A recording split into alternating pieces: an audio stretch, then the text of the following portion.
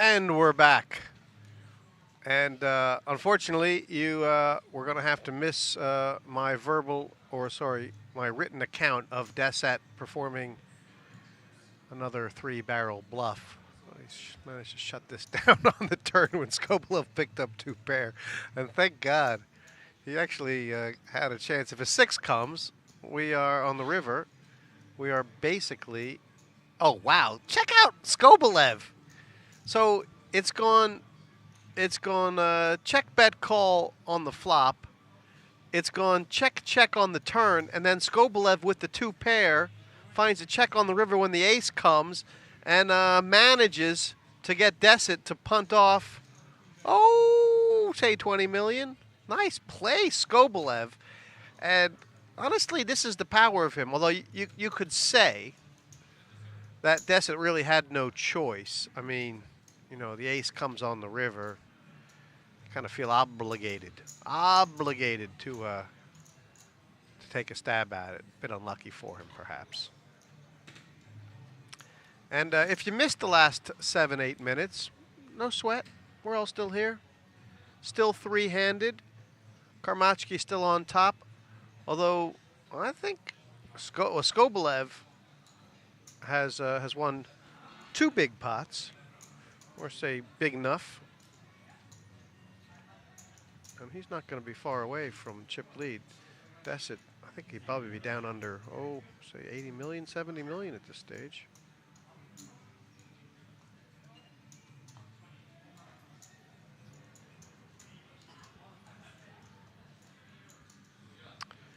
So, okay, he's got 24 big blinds.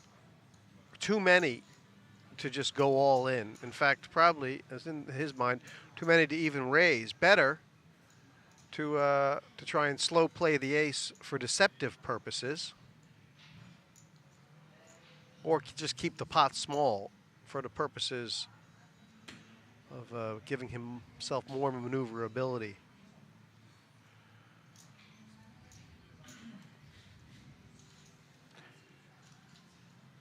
Let's have a look at the chip counts.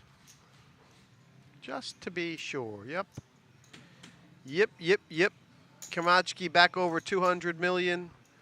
Skobelev solidly in second, and Desset with a little blip.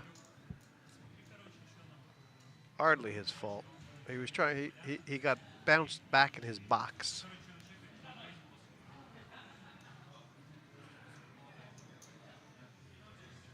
Although you wouldn't, or you would be forgiven for thinking that Desset is a little bit immortal. I mean, I'm not saying he's been lucky, but he, and I guess it's like this for anyone in a tournament. And as long as you can win when you're all in with your tournament at risk, you will find yourself going quite far. That, and of course, if you're a great player.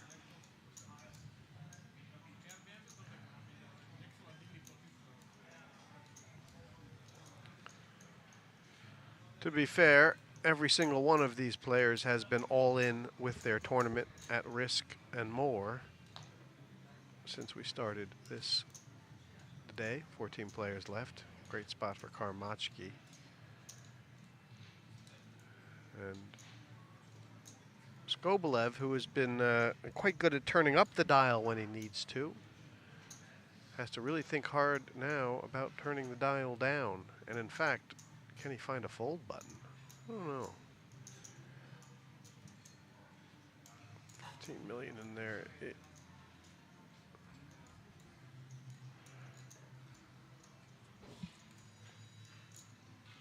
So that's a pot size bet. Now, that's greedy, but greedy's good. Greedy's good. And greedy is right now.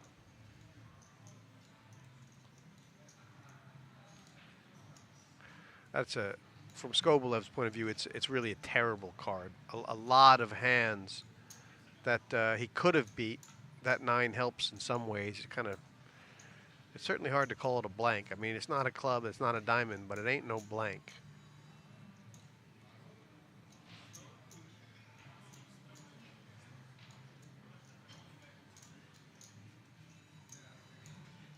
Karmatsky, he got the full pot out before. Is he going to go for the whole whack again? Yeah, he is. What the hey? Maybe the guy's got a jack. Oh no, he's not even. He's gonna even go bigger. Yeah, go bigger than the pot. I mean, this man.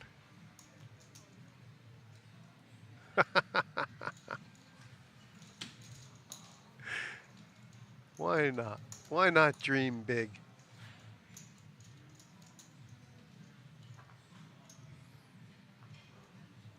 Skobalev's really grown on me. What do you guys think?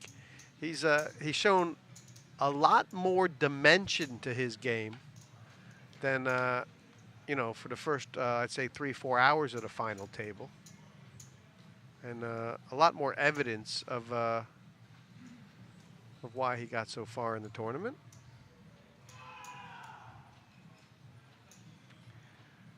So Dessett's on 24. It's and I'm guessing Skobalev's going to 3-bet here. It's really a question of if he wants to go.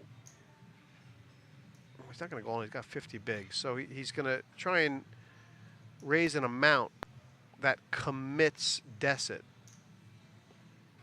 What has he got? About, is it 15? I hope it's more than that.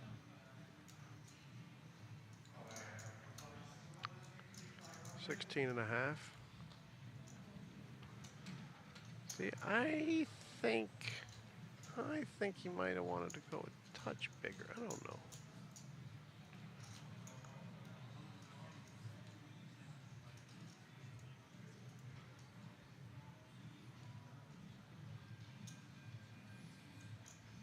How fishy would it look to check here? Pretty fishy? Too fishy.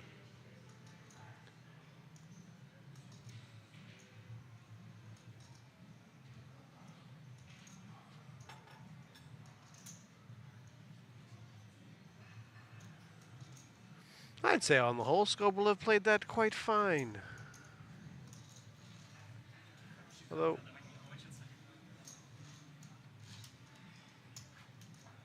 you know, I think he was, in a sense, he was mentally committed for Dessett's stack, no matter what really happened, and Dessett wasn't. I don't know. Worked out. Dessett's short. That's the story.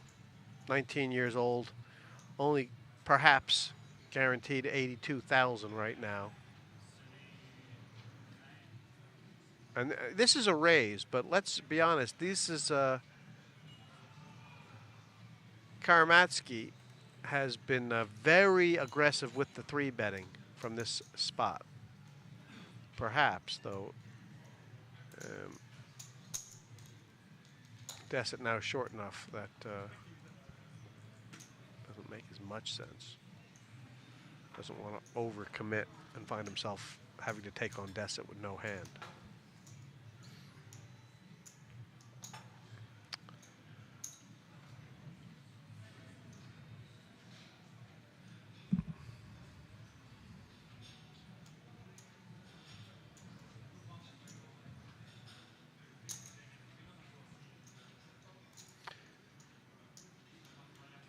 Yeah, it's going to be a good day at the office for all three of these guys, no matter what happens.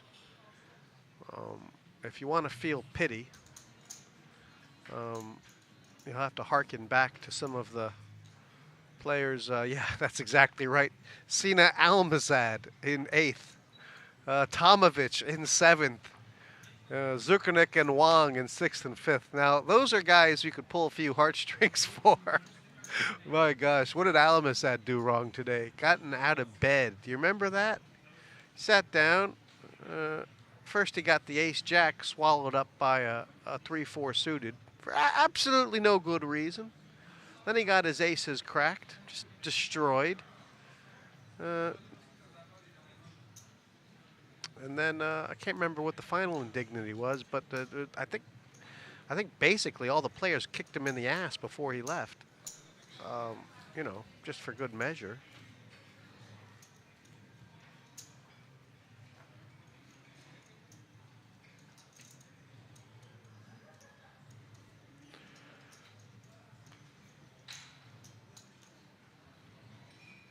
Have you looked at the WSOP Europe schedule yet? October 19th to November, what is it, 11th or so? Main event starts on November 4th. November 3rd is the 111,111 euros. Yeah, it's a 100K event. One drop high roller for charity. Some of it for charity. The rest for poker players. I believe there's only, let me guess, 111 seats allowed for that. And something like 95 of them are filled already. That's going to be a nice tournament. If you want to know who's on that list, name a poker superstar. Chances are they're on it. Chances are they are.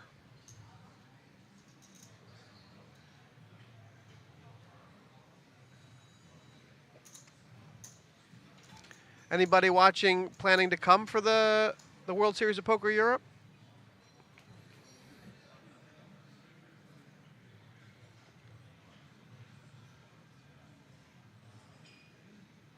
Is this the final table? This is the final table, Mr. Guapin. Something, something. And only at a final table with 200,000 euros up top would you see a man and a straight face betting the nut low. That says, yeah, it was deuce 3. What do you want to do? What could I do? Couldn't fold it. 17 pigs. Standard. Try to save some money. There's just 3 left in this entire tournament, Guapin. Thanks for asking. Out of 440, 200,000 for first, 125,000 for second, and a paltry 80,000 or so for third. All these players put in 2,200 to start, along with 437 other entries. Although, truth is there were some different earlier phases to get in. And as the story goes, our young man, Mr. Dessett there, has got to this stage for an investment of only 200. Although, you know, who's counting? Where are you starting from? I think, you know, everybody loves to tell the poker story. Talk to all these young superstars, and they say, put $10 into my online poker account and never looked back.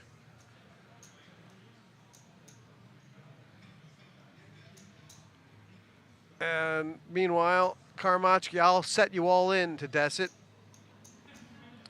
And yeah, I would like to meet some more people who have my poker story.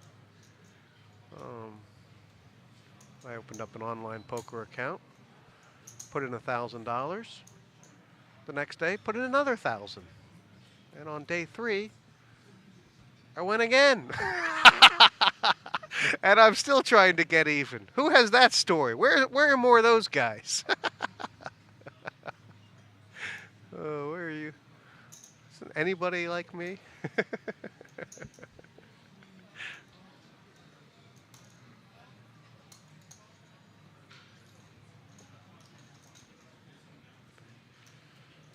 I'm still trying to get even.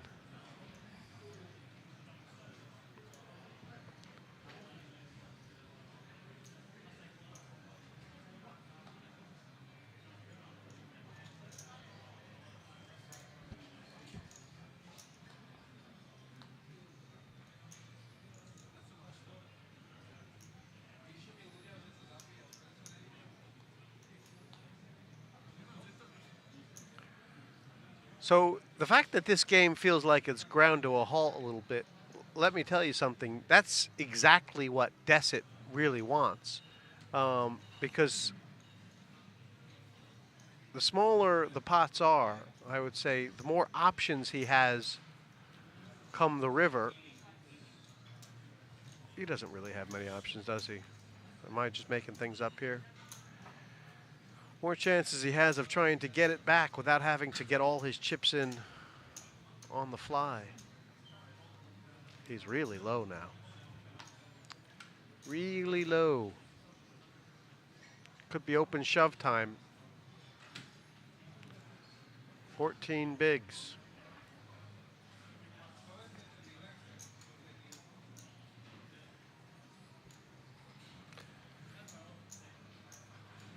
Hope's a good thing.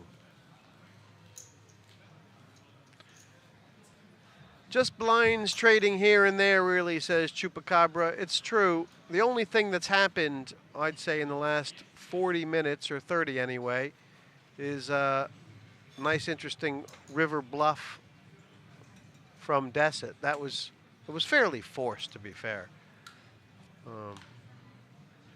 Kind of the perfect bluff card came on the river. And Skobelev made I would say, a fairly clever check.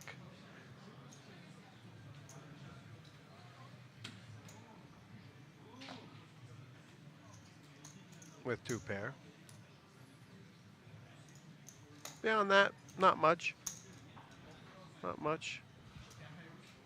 Skobelev did a little check raise action after 3-betting Karamachki, flopping a flush draw. Just, you know, kind of saying I'm still here. Let me say this about Karamachki, and tell me if you agree or not. I'm impressed with the way he's played his chip lead over the last hour and a half.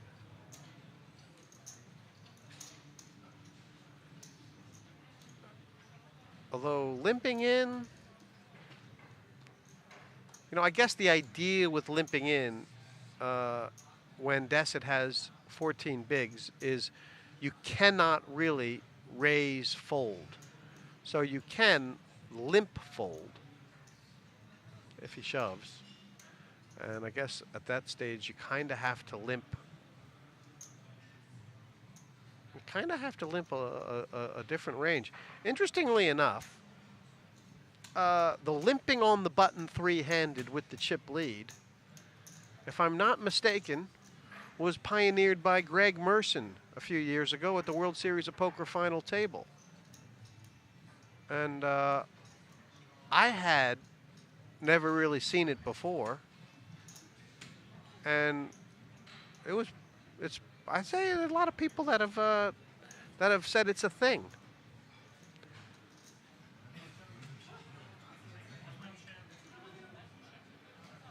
If you go back and watch that final table, by the way, it's one of the, I would say one of the most well-played final tables, especially in the short-handed game. I mean, Merson destroys them three-handed. Jesse, was his name Jesse Ventura? Something or other. And young English fella.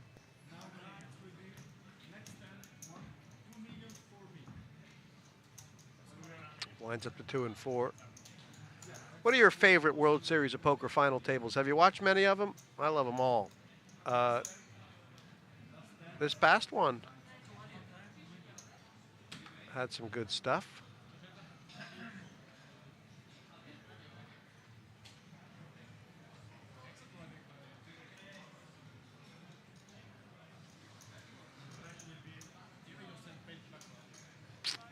Greg Merson, the GOAT, says Ghost of M. Yep, I wouldn't disagree with that. P.S. Rigged, is the story true with the 1,000 bugs? Let me see. I haven't been following. Which story? Says P.S. Rigged. I'm not sure what the story is. Probably true. Probably true. What are the requirements to be a poker commentator? Well, it's a very good question. If I have to use my own experience as any indicator, the requirements were to be the only one that volunteered at the time. Be in the right place at the right time. If there's anything more important than that in life, you'll have to tell me. I think you need to be in the right place at the right time. Beyond that, I don't know. have a thick skin, obviously, if you want to be on Twitch. Greg Merson beat Jesse Sylvia, heads up. That's true. Who was the guy in third there? Got the Twitch says, I used to battle with Greg a lot at Turning Stone. Turning Stone. Was that the one up in New York State, I think? Yep. I think that was one of the great performances, by the way. Good final table.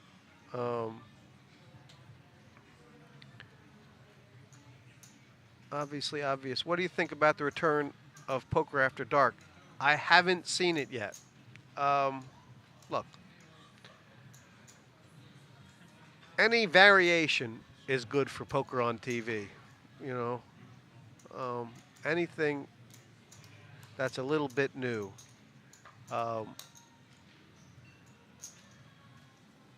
The original Poker After Dark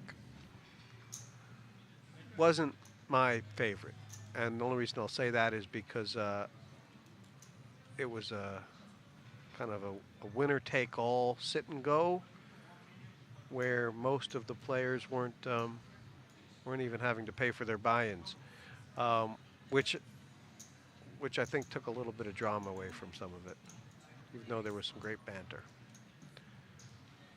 I think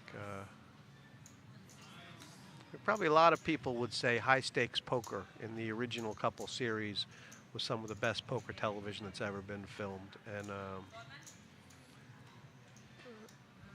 I would not disagree with that. Although a good World Series of Poker final table, live streamed, is pretty great. Pretty great. And there's been some awesome ones. Jake Balsinger, that's who it was. Third place to Greg Merson.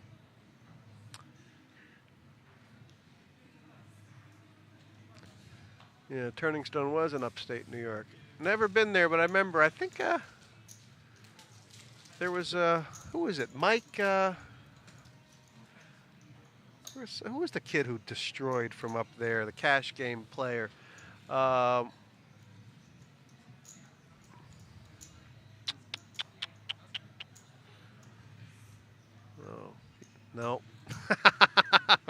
Yeah, no, that's not it. That's not it.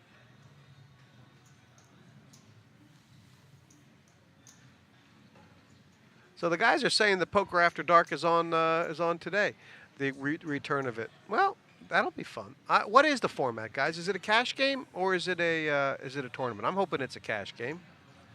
And not only that, one thing I have heard is that Doyle Brunson is in the lineup.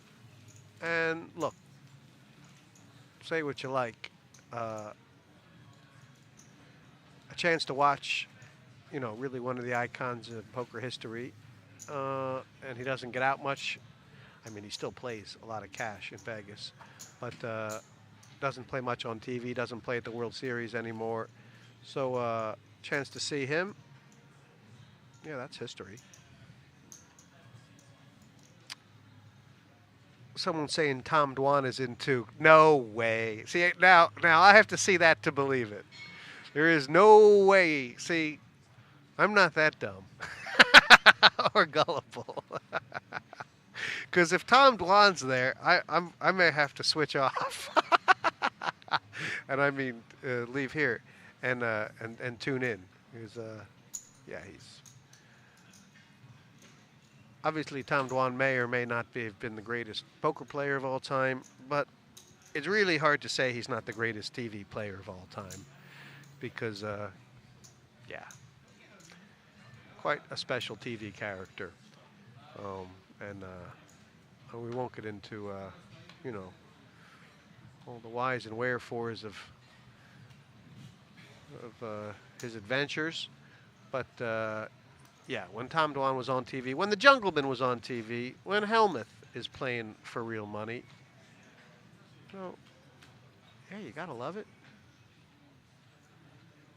Luke Schwartz, by the way, another great poker player to watch on television.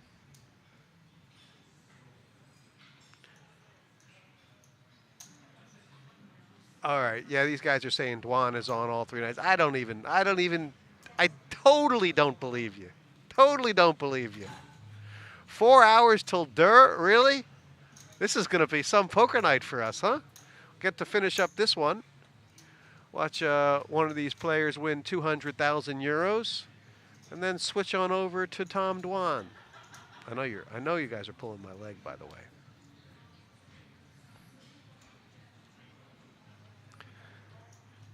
I've got to read this, and I'm sorry, I hate to promote someone else. Tom Dwan will take a seat with Negreanu, Brunson, and many others in the revival of Poker After Dark.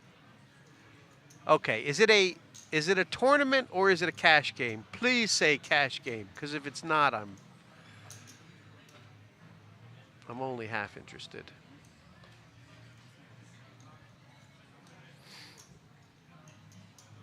By the way, don't take your eyes away from here, where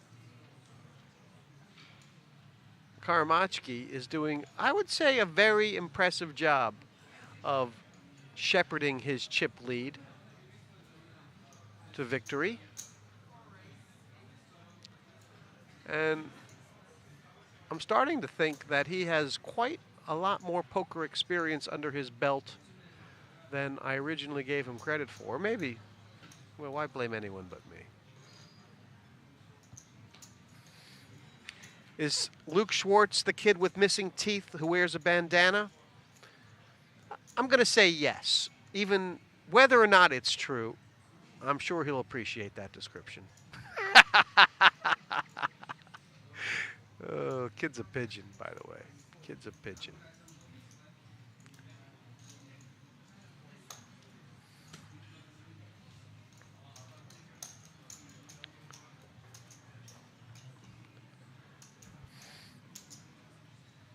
All players will sit down with a minimum of 100,000 with 200, 400 blinds. Hello, darling. That's a game. 100K minimum buy-in cash game. That is is it live? Tell me it's live. It's live, isn't it? Jeez. Welcome back, poker. Next thing you're going to tell me they're all playing with their own money. Well, now there's something I'll never believe. Although enough of them are. Daniel Negreanu never plays with anyone but his own. Nor does Brunson. That's a nice flop for Quirements.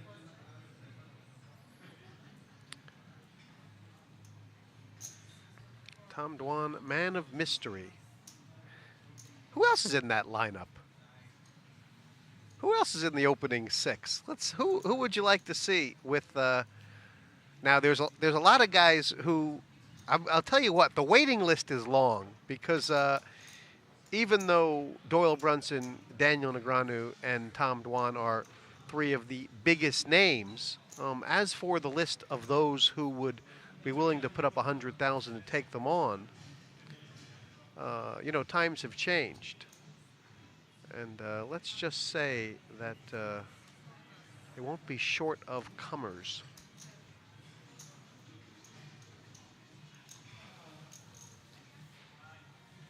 Let's say you could get a 48-hour cash game on the strength of that one. I hope they don't turn this show off.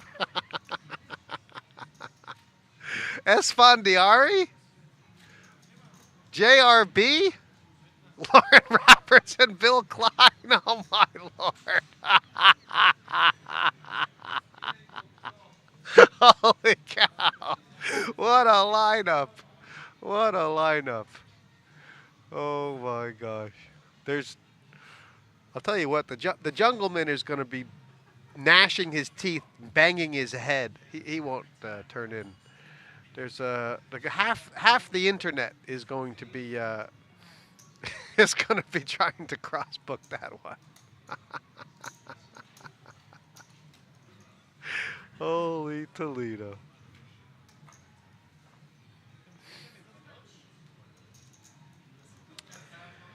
P.S. Listen, I'm not going to weigh in on Poker Go. I have to admit, I haven't paid yet, and that's pretty embarrassing, isn't it? Tight wad.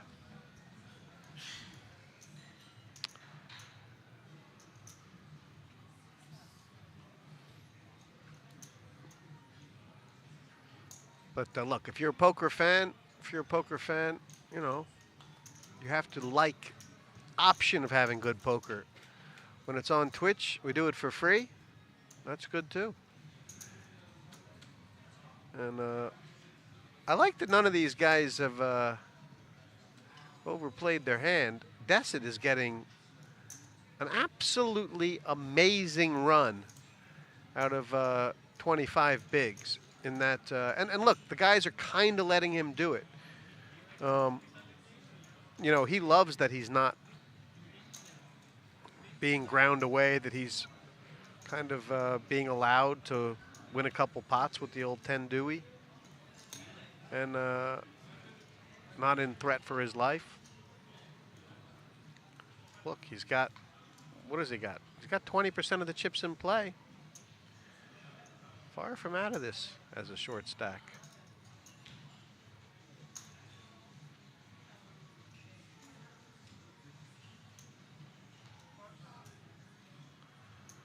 And now Desit's starting to limp in on the button.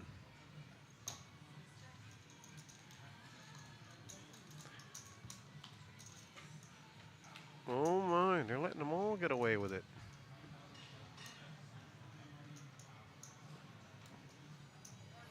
Let's just play friendly.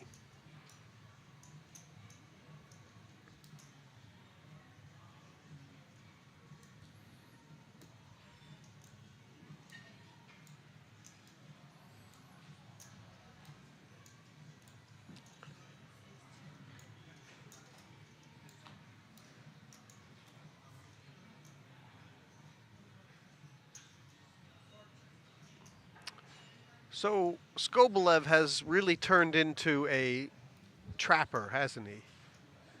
And I think it works. I was going to say it works until it doesn't, but it works. It definitely works. It definitely works. And he's check raised all in. This is a, yeah. That's a big bet.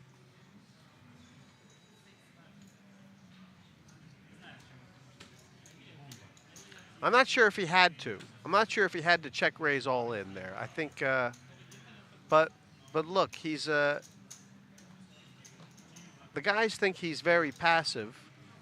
So when he bites, he shows some very sharp teeth. And you know, Zupernick got lured into that style, and eventually the boys trapped him. So we'll see if Skobelev finds the same problem.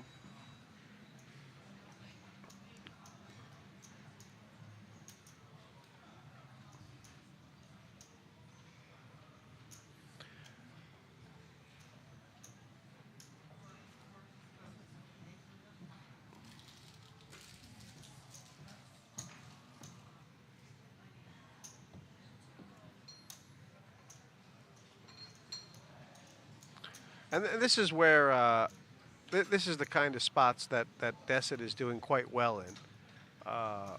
You know, being allowed to play these cheap pots against Skobelev.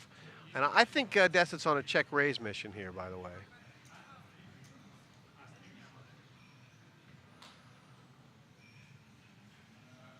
You know, how often does Skobelev have a 9? You know, even against a 9, obviously he's got the 8 clean outs. Against anything but a 9, he's probably got, yeah, like 14 clean ones. And really hard for Skobelev to call with a deuce or 3. So I think this is a pretty clean play.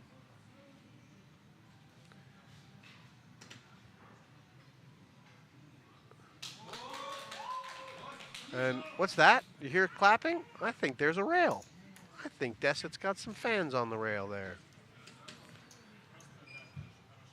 Skobelev in a virtual tie with Desit. Let's not forget there's like 45K there between third and second. And yeah, I've liked the way, have you? I've liked the way Desit is kind of, it hasn't been pretty. And it's been the exact opposite of what his game was for the first 7-8 hours of this of today, the final day.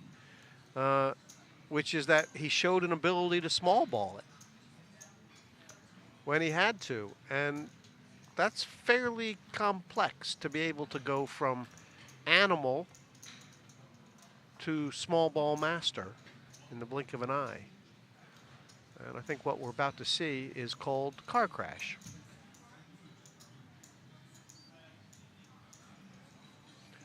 Yep, Skobelov's going to go all in. Now Deset actually, yeah, he actually has to pass this, doesn't he? Yeah. Has to pass. And in that spot, Skobelov's big bet tactics worked a charm.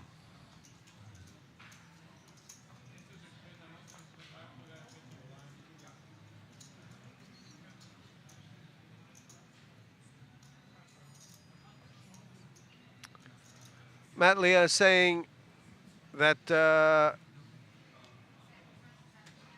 Deset is getting some information from his rail. And, of course, look, that's what a support, when you have the half-hour delay, that's kind of one of the things that when you're playing for this kind of money that you really have to take advantage of.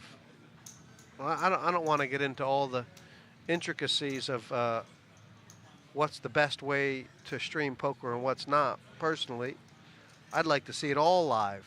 But the way it is now, and everybody knows it is like this going in with the half-hour delay, when you're playing for this kind of money, you really got to get somebody giving you information and telling you what's happened. I mean, how could you not? How could you not?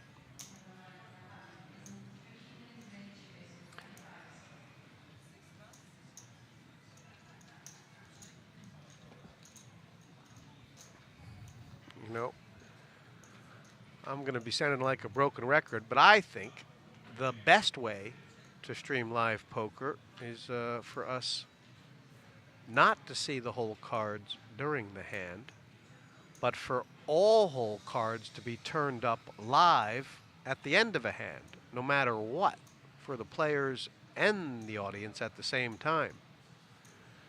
That would allow us to take the half-hour delay out of it. It would be a different kind of drama, and God forbid, we'd actually have to guess about what the players had before we saw it. It would certainly put me out of business, that's for sure. I am way too dumb to guess, but I think it'd be better poker.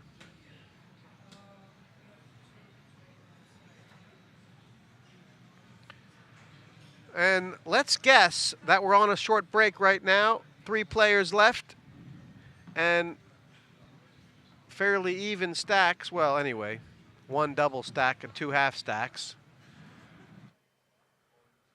And we will rejoin this tournament in a moment for the final 3 of the German Poker Championships on Party Poker Live from Rozvadov. If possible, can go to is a Caribbean poker party in Punta Cana. The main event is a $5,300 buy-in tournament with a $5 million guaranteed prize pool, $1 million up top to the winner. As a poker player, what better vacation could you take than go to a beautiful island and play for this kind of prize money? I'll be there. I hope you're there. Check it out on Party Poker. You can win entries and packages to this tournament. Check it out.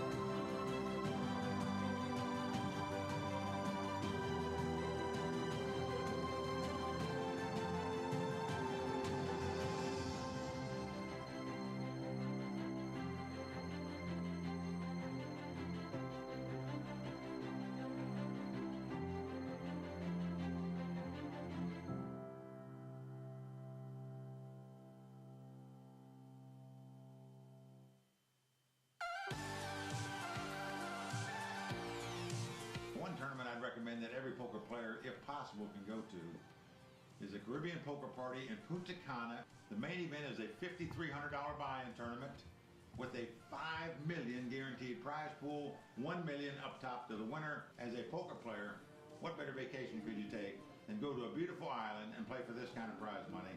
I'll be there. I hope you're there. Check it out on Party Poker. You can win entries and packages to this tournament. Check it out.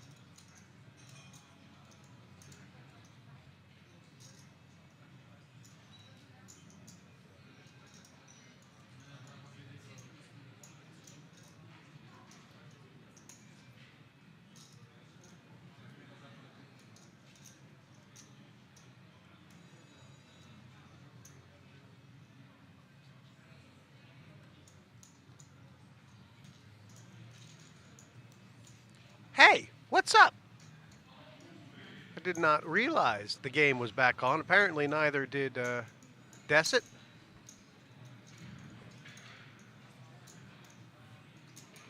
But it looks like, did I miss a big double up? Holy cow, what happened?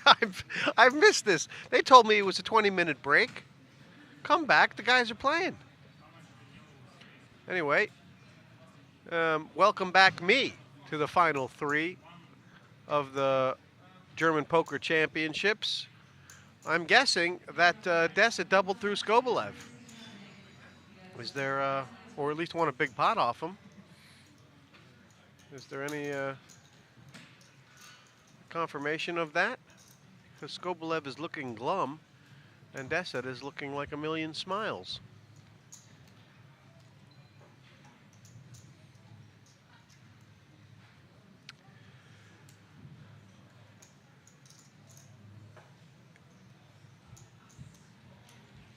And I'm going to try and get to all these questions I missed as soon as we get by the mention of this pot. Small blind, big blind, Karmachki turning a pair. And I'm betting into queen high. Let's see.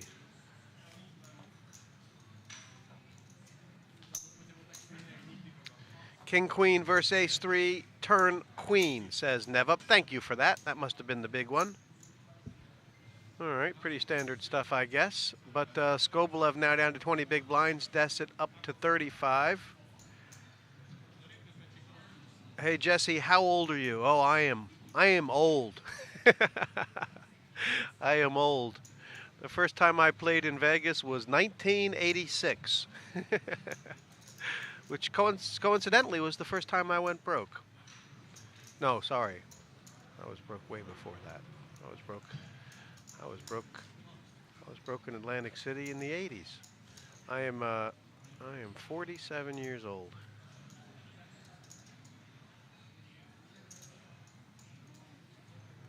Karmachki on the button versus, was this a Desit? This must have just been a Desit flat.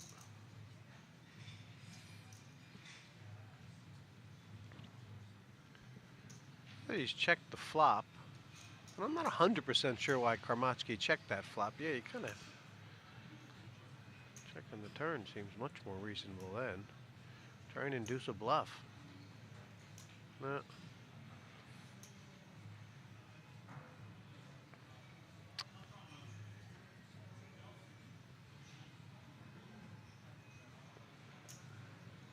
Yep, I'm 47 years old, and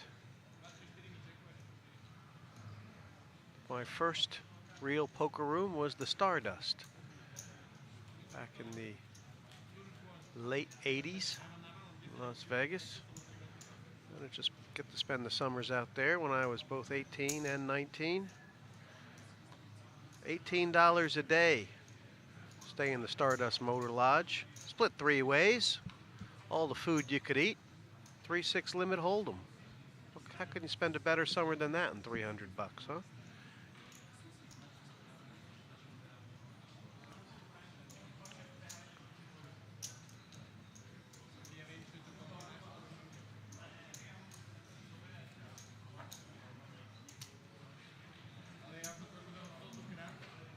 Although probably not much different from the way it felt to anybody who's come up from playing the small tournaments, small cash games on the internet.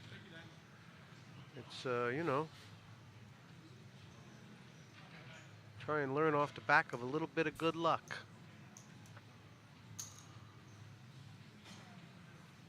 Keep from going broke. Aren't we all still trying to do that?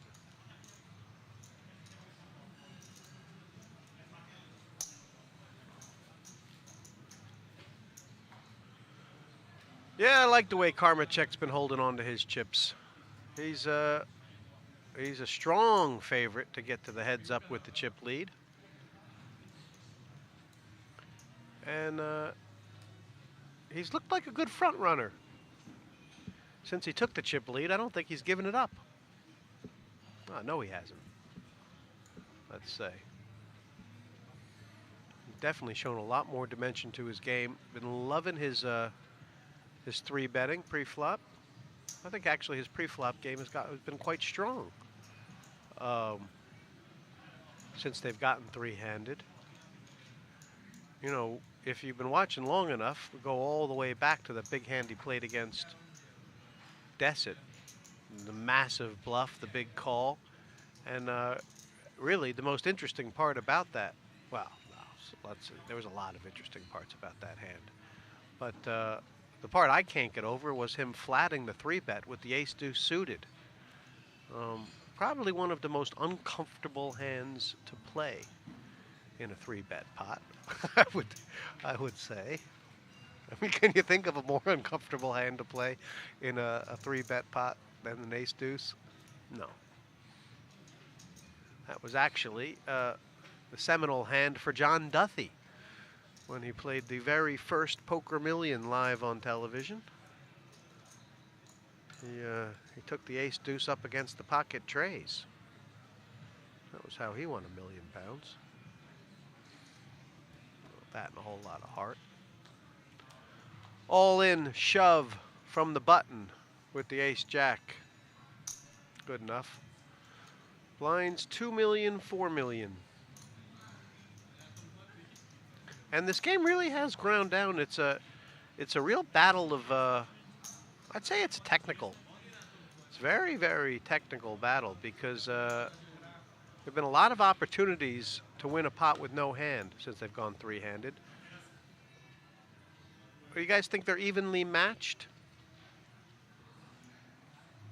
Have you gained a lot more respect for Karmachki, as I have? Or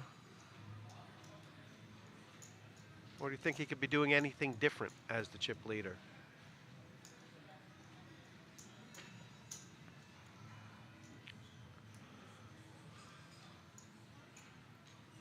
What's the hand that got you broke, Jesse? We don't want to get into my poker history.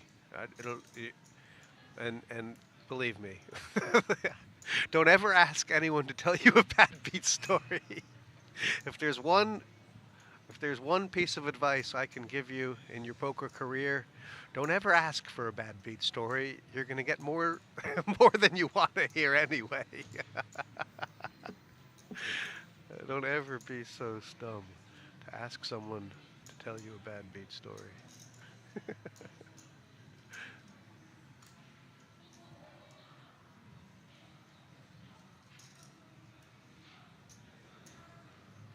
Dessert has 3-bet this hand, and Karmachki's flatted. And, you know, it's by the turn he's going to be all in. So Dessert is playing a very fine line here. This one's going to get through, I would say. He's got 72 million back, so he's got basically a pot-sized bet back. And Karmachki totally missed that. That was a good little play, or was it? 8-10. I guess you gotta make money your way and let the other guy make money his. But this to me is Dessert just starting to open up a little bit more.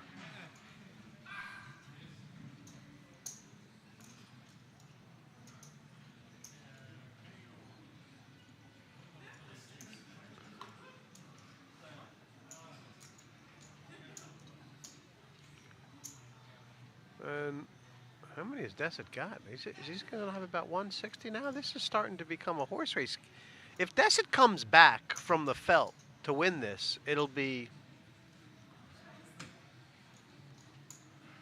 I would say it's a pretty good story anyway. Min raise. And if Karmachki 3-bets here, he hasn't, I'm just going to say, it would feel to me like he was just pushing a little too hard against the grain.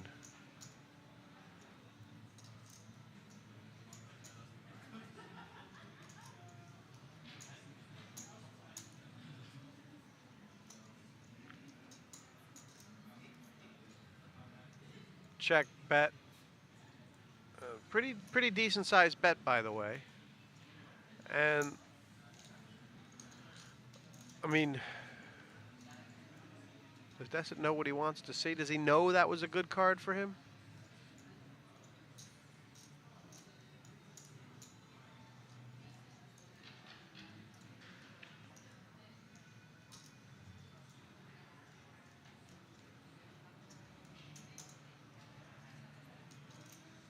How big is that bet? Let's guess it's not too big a bet because he's still setting up a big bet for the river. Only 16. I like it.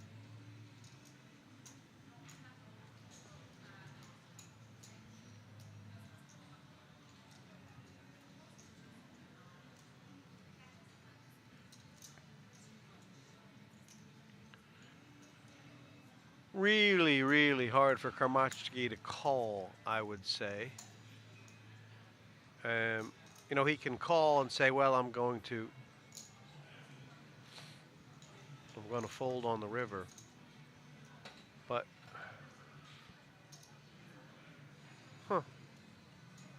doesn't really, it doesn't really change anything. But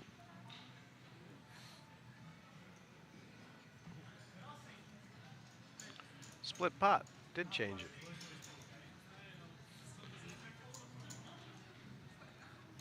That was a very opinionated call. But as we've seen, Karmatsky does not like giving up. He holds on to pots. And Dessett has had to learn that trying to bluff this man is not the best way. Or perhaps not the safest way to win chips from him. He's actually, Dessett has gotten quite a few bluffs through, but not for lack of trying.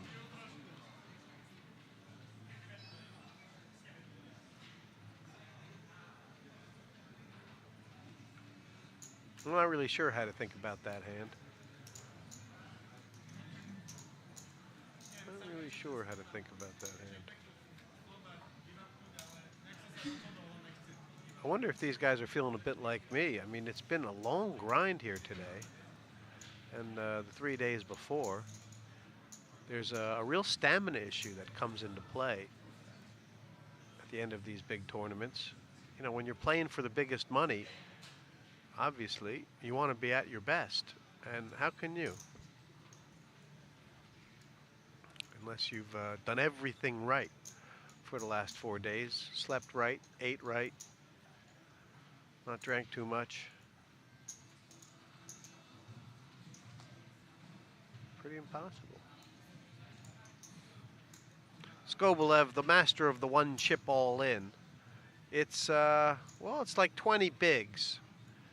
And, you know, it is kind of a squeeze situation. At King Jack, though, I don't really think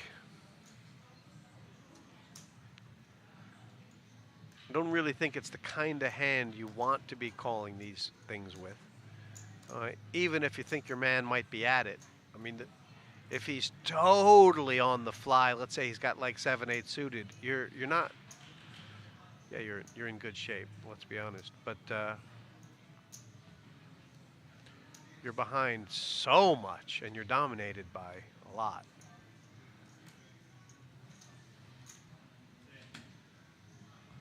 Not even Dessett can call.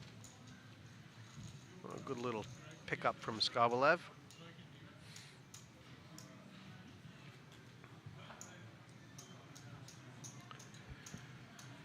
You know, you say no one's really been dealt anything good for a while now.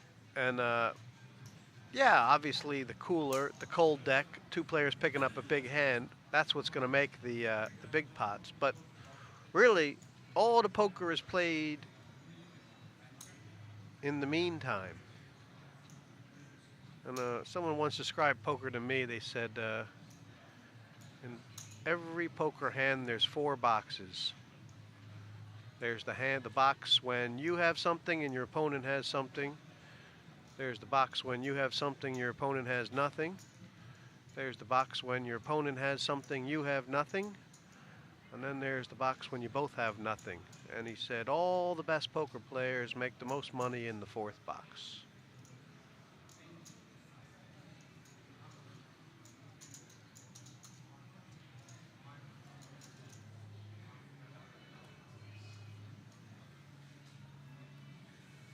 And speaking of the fourth box,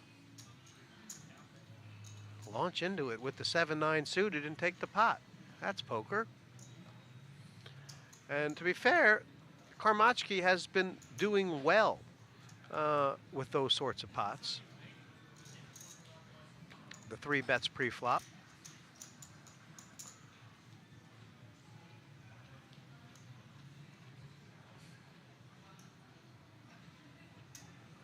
Well, I wonder. So he's got like 22.5 big blinds. I think Skobelev kind of a problem right there in that he kind of has locked himself into where he's either all in or fold. I think that was a very decent spot for a min raise or even a 2.5 time raise. What do you guys think? 6-5 suited on the button? I mean, it's not chopped liver.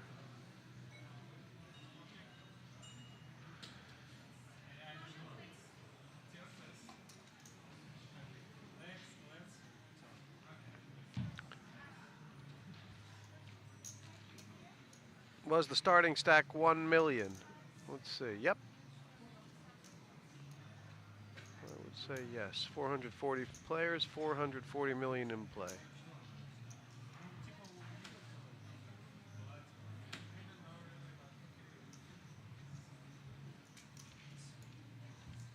And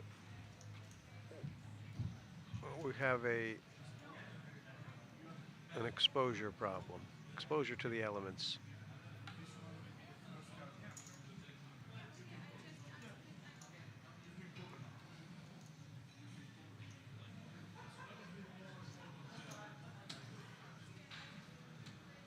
So now Desit probably has too many chips for a 3-bet. He definitely has too many chips for a 3-bet shove.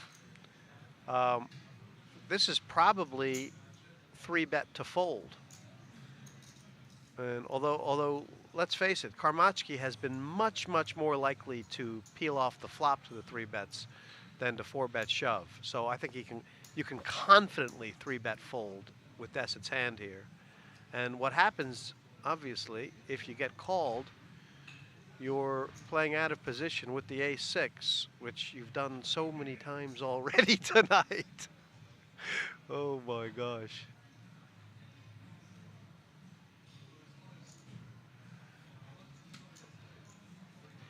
And, you know, this is where you know that Desit is young and fearless, because I think, you know, you get to a certain point where you can't even handle it anymore, playing these ace rags out of position in the big pots for your entire stack. But look at Desit. He's calm, cool, and collected. And that's a heck of a check. What is it?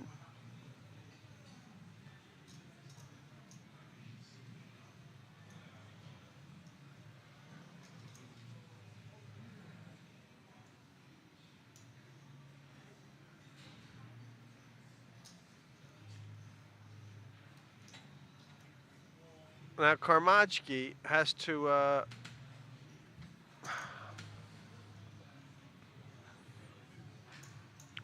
well, call is the easy. Call and try and see a heart is kind of the easy one. But I mean, how easy is it? Easy game, guys. Desit may go broke here. He's definitely checking to call and try and induce. And he recognizes that Karmachki could have been calling with an ace-high as well.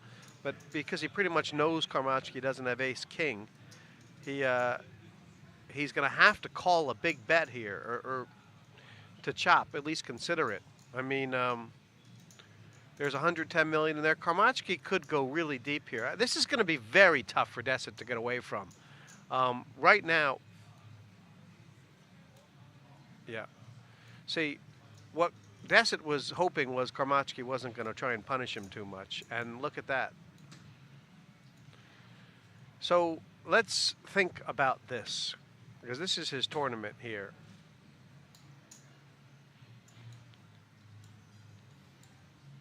He thinks there's a very reasonable chance Karmatsky would do this with an ace.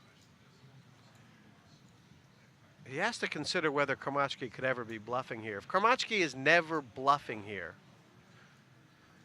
is Karmatsky ever bluffing here?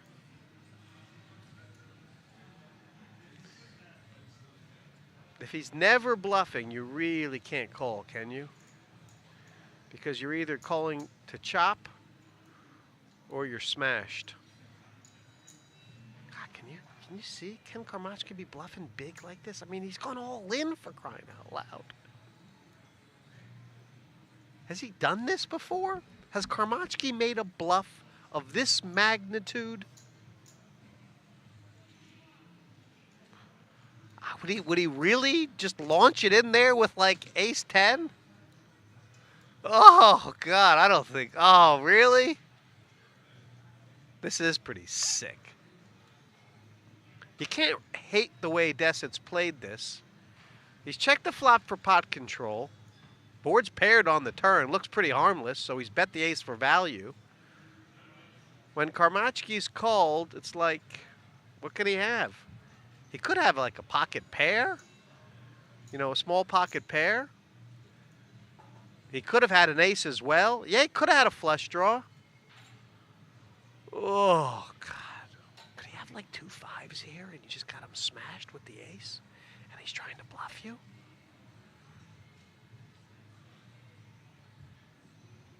Big bluff on river is very rare, says JB Darts. Yep, exactly. And I mean, it's easy to say, but we really haven't seen Karmatsky make this type of play. I mean, I would say he's capable of it. But are you going to put your tournament on the line for this? Are you going to put your tournament on the line for it? What is it? It's 100 million. He's got 88 million. This is a hard one to figure out. A really hard one to figure out. And he's on the clock. Look at those guys on the ground. They don't even know what they want him to do. Only call if it's Feder. Fair enough. Could have a 3-2. Yep. Could have a 3. Could have played a 3 like that. But what? 3 what? Did he call the 3 bet? It was a pretty decent 3 bet. Did he call the 3 bet with like a 3-5 suited? Really? It's only really ace 3, isn't it? Suited maybe? I kind of think the only bluffs... he doesn't have any bluffs here. But if there was one, he could have kind of played like pocket 4s or pocket 5s like this, right?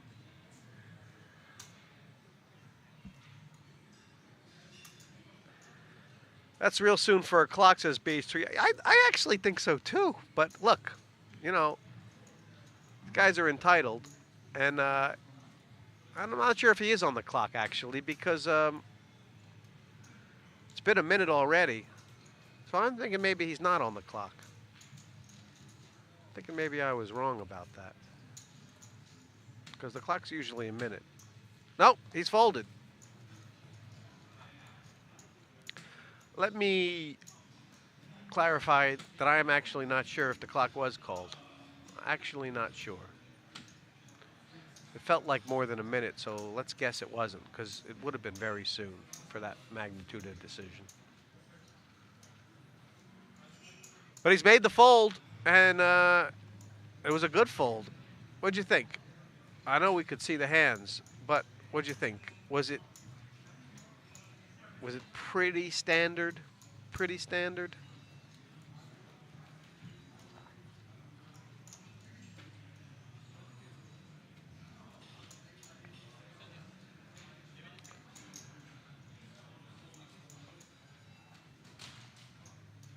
Should Karmatsky be Be kicking himself for the shove? Should he have sized it? Should he have sized it to get called? I did say he was. I'd say it was fairly interesting anyway. Yep. Desset is a very decent player. That wasn't. I don't think you can call, no matter what. I don't think you can call it an easy fold or a standard fold. I think some people can, but that comes from a subset of people who are very good.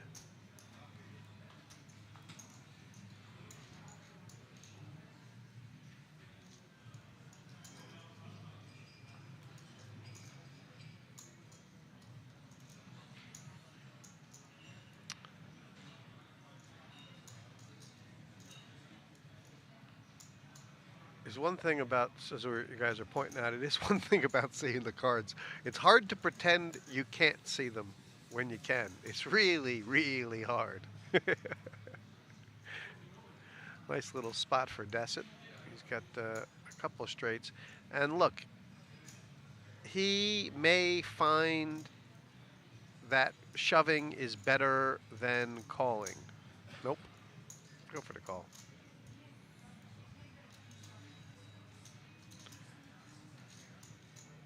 In that case, he thinks he can get paid if he hits.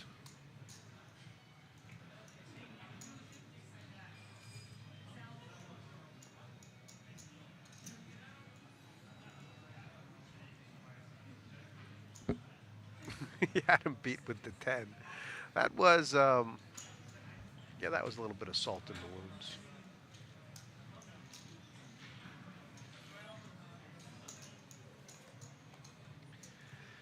Has Karmachki broken the back of these players? He's now encroaching 300 million.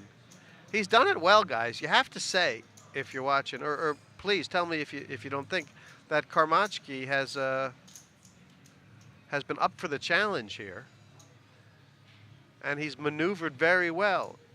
He's managed to pick up pots. He's played very decent three-handed poker.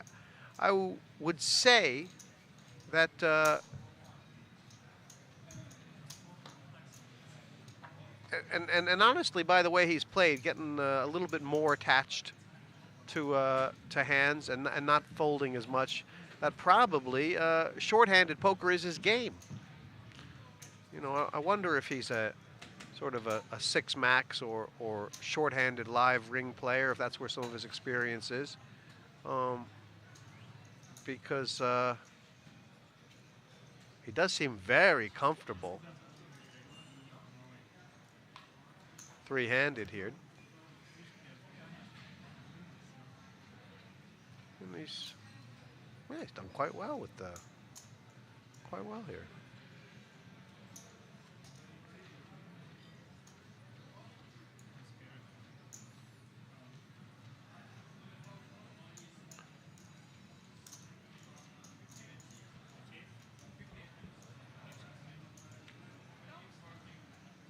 Desset has shoved from the button. Karmachki, my guess is he's not going to call. Your guess as well.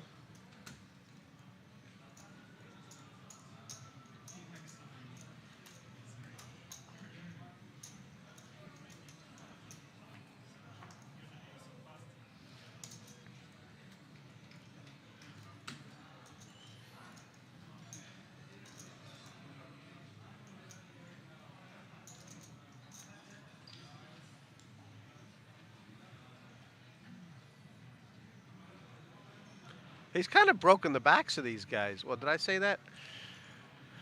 I feel like he's broken their spirit a little bit.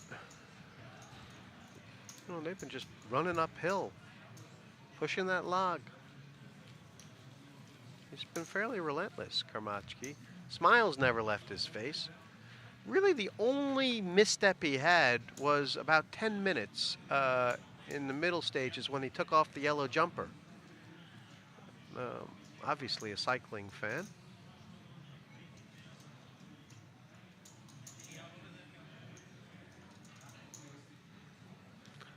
Anybody know anything about Karmachki? Come on, let's find something. I'm going to starting, he's growing on me. Starting to think that he is I'm starting to think he's a cash game player. That's what I'm starting to think.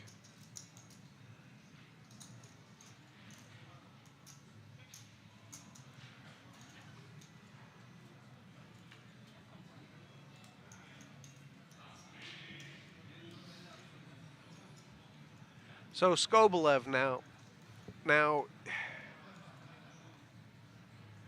under 20 bigs.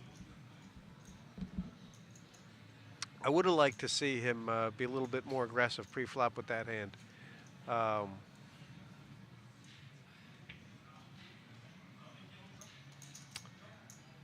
Because he has really taken his foot off the gas and is certainly going to get a lot of respect at this stage. He's got a nice 3-bet shove stack, and I don't know. Now, to be fair, he has found that gear when he's needed, and he may have a mental number in his mind that's more like, say, 70,000 rather than 80,000. And he may also be thinking about the 45,000 between third and second, which, well, you have to think about it. So does Desit. And really, Karmatsky, I would say, not for the first time, but more than ever before, can start to take advantage of that nagging thought that's going into these guys' heads. And what is that nagging thought? Well, let's just wait for the other guy to get knocked out. And then, I know at this stage, both Skobelev and Desit are kind of accepting that if they get the heads up, it's not going to be with the chip lead. And now that Karmatsky has gotten them over that mental hurdle, he's supposed to take a knife and just really just, you know, just cut him. Just cut him open and bleed him. Death of 1,000 cuts. This was limp in check. And so this is not, the flop is fairly easy for Desit to play. And that's probably, you know, the best card that he could see on the turn besides a 6 or 7.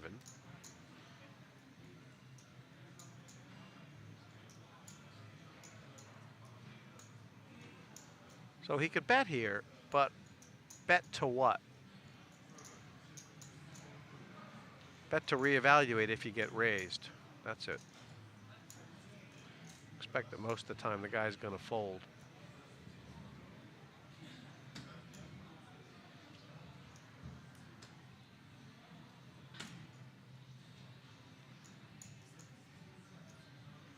This is I mean, as a call, it would be really interesting for Karmatsky because the queen has no value.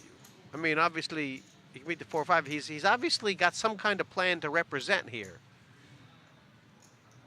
That's not a card that really could have helped him. What was he? So from Desit's point of view right now, like he's got a, he could easily be up against a 6 with a higher kicker. But it looks like he's trying to get value from an ace high or a 3. That's really what it looks like. I mean, he wasn't trying to get a better hand to fold, was he? No.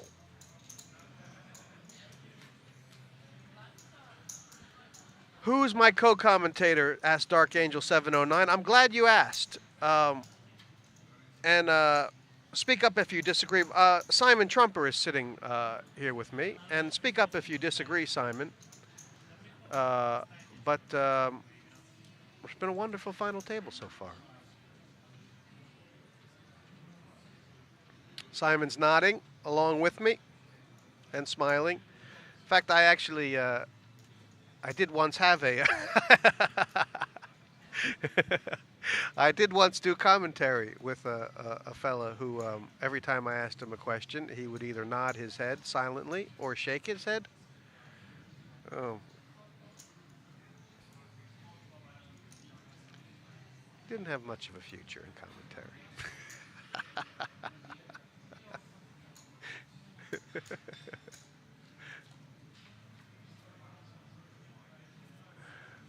I also, and this is also a true story, I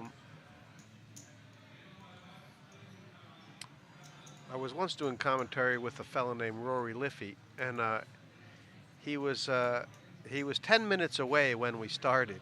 The, the taxi had picked him up at the hotel. So we thought, well, I'll just go and pretend he's here. So we started. And I started talking to Rory because I knew he was going to show up within the next 10 minutes. And the taxi driver got lost. I ended up, because I'd started out talking to Rory, I had to finish up. And, he didn't show up for over 3 hours. And,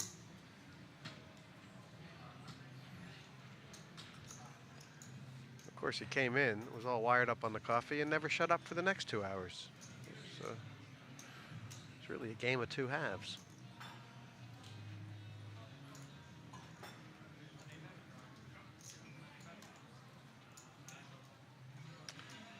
And they never found out. It's clever editing.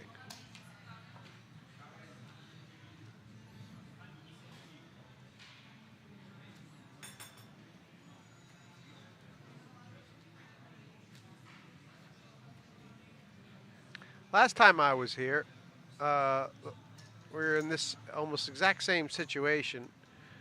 Chip leader three-handed, and he'd been on the beer all day and started celebrating a little too early. Karmachki, all business. That's about his umpteenth cup of coffee. And I like the way he's going about his business. Like the way he's going about his business.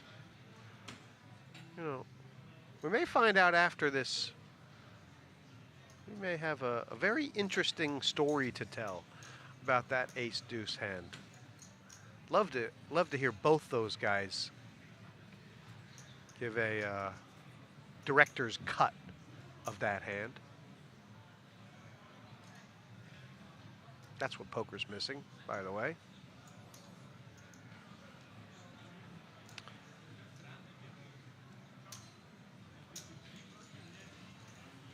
Although Phil Hellmuth does his best impression.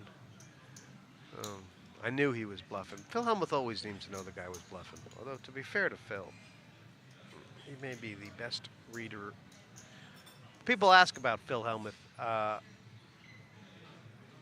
You know, what actually, does he actually play poker very well? And there was a guy, it was Howard Lederer one time said about Phil Hellmuth, he said, Hellmuth is the best in the world at reading people if you talk to him.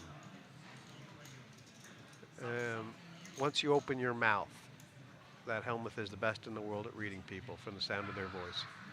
And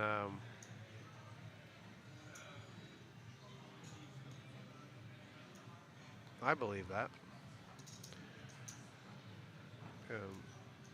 No disrespect to Hellmuth, but I don't think anybody is going to say that he has invented GTO.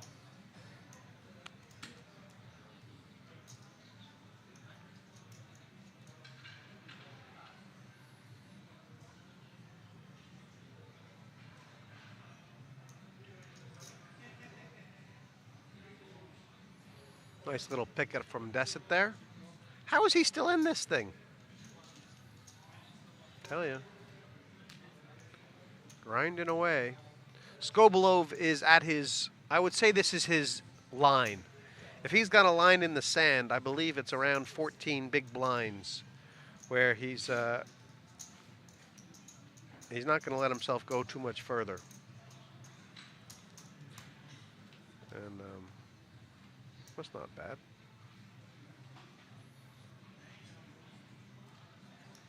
Okay.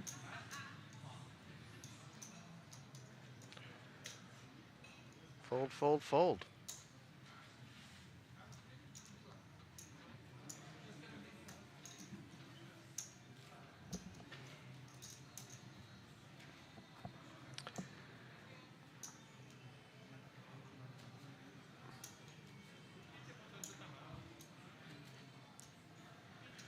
how the tables have turned.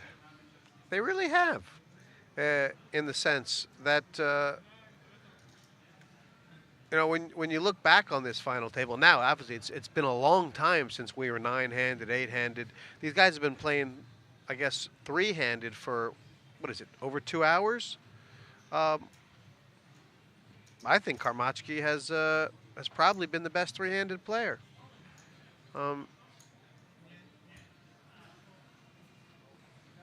I would say that Dessett was far more effective. The 6-handed play, the 5-handed play, Dessett had a really just seemed to work well. Sometimes guys just have, I know it sounds crazy, but there's some kind of like numbers that fit certain people's style. Would you believe that? Would you agree with that? You have to be a really good player to be able to change your game and your style for your stack size, for the number of players at the table, for their style. I mean, Karmaczki, he's kind of adjusted seamlessly for this 3-handed play for times when he's found ranges to limp with. His 3-betting range from the small blind, the way he's played in position against 3-bets. Yeah, he's had a little bit of help from the deck. Let's not mince words.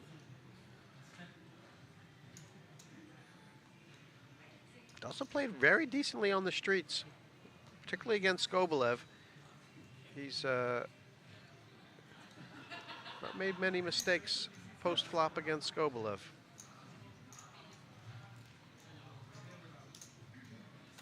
Not at all.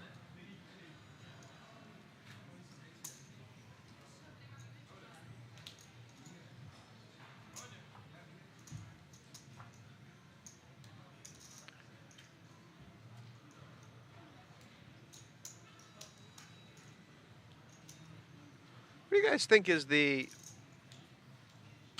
strongest pound for pound country in Europe right now as far as poker goes? Or would be maybe the most underrated?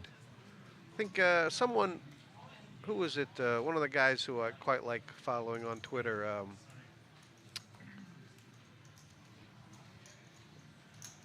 Why is his name? Leonard.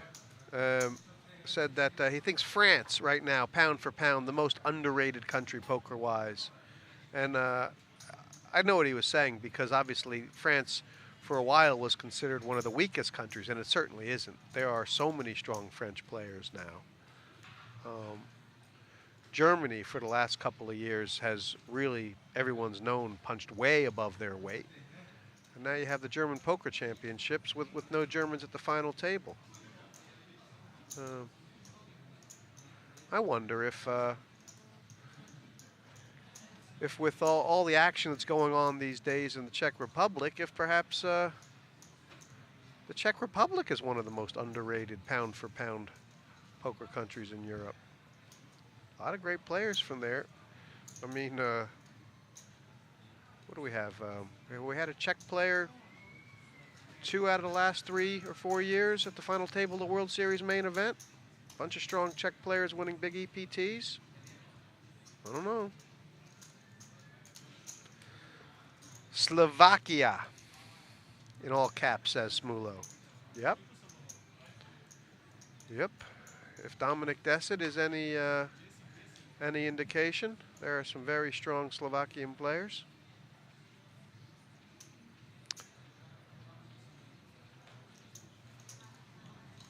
I haven't yet been to Brazil or to play poker. I'm not really familiar with how many strong players there are. I know of a couple, but the only one I've seen play extensively is Felipe Ramos. He's more of an old timer. I mean, obviously I know about Andrea Kari, and I can't really name 10, but I know there are a lot of strong Brazilians.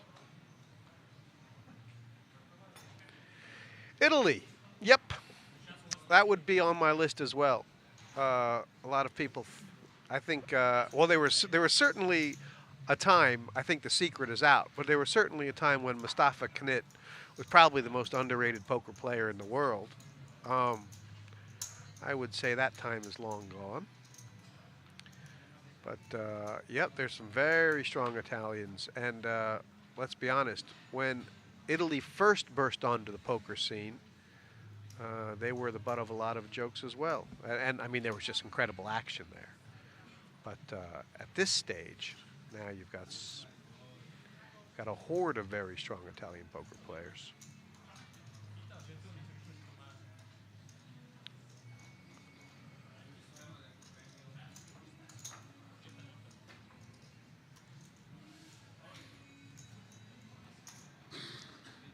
Tell you, the Scandinavians are not playing poker like they used to. I think, you know, one of the things that's obviously happened in the Scandinavian countries is the tax situation for poker players in certain areas has gotten so burdensome that it's much, much harder to be a professional poker player. You can't go to Vegas. Got to move to London. That's really slowed the growth of the game down.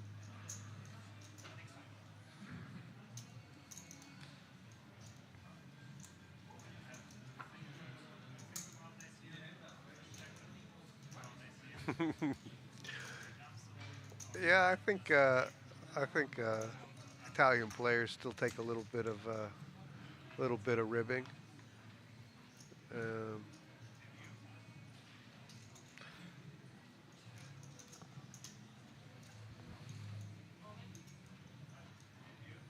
Open shove. That's the stage that it's at now. So, and look, any ace really he can do it with. He's against 16 bigs and 10 bigs. Karmachki has, well, it's clinical, is what it is. It's clinical. When you can grind a tournament down like this, high variance, high blinds, and the way he's done it, which has basically, okay, there's been some scary moments, but looked about as low variance as possible. That's when you know the guy has played good poker. We talked about, or at least I talked about Greg Merson before, because if you go back and watch, I think it was something, was it 4.5, 5 hours that they played three-handed at the World Series final table? And it was clinical the way he did it. Now, look, okay, it's all in a flip, but he's gotten Skobelev down so low, you know, 12, 14 bigs, that Karmachki can afford to lose it, essentially. Skobelev needs it. It looks like he may get it. That's how you do it. How do you win a flip? You win a flip by not needing to win a flip.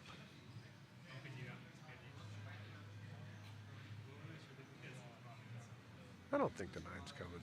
I think we're going to get to see this game go on.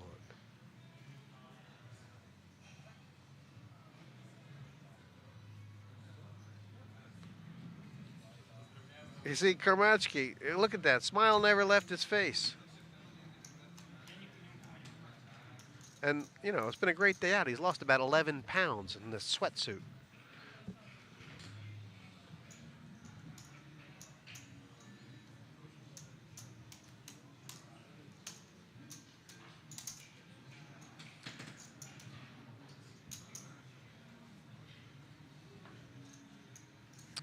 So, by the way, not that he hasn't taken a lot of big gambles already tonight, but that was basically a $40,000 flip for Dessert as well on the sidelines. It was not just a 40,000 euro flip for Skobelev, but for Dessert as well. Back to the old drawing board. And from what we've seen of Skobelev, you know, he can now kind of shut it down a little bit more. You know, let Dessert try and make the next move. Kind of like a game of hopscotch.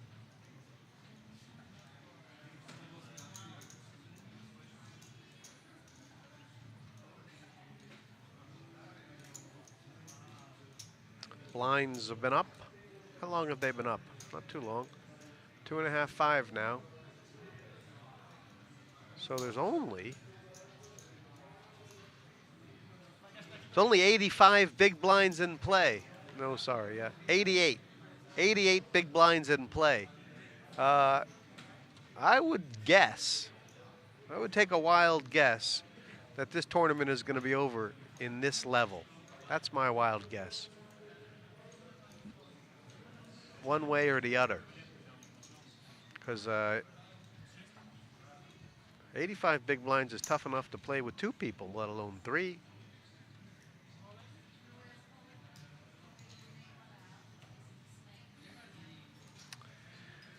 Kavinci makes a nice point about the live tells. Probably a much bigger factor even 5 or 10 years ago than it is now. Look, it's all about GTO. And, you know, I think when some of the online players were coming into the live scene, they were not having success because maybe they were giving off a lot. But certainly that has all been neutralized. I mean, we've seen it tonight.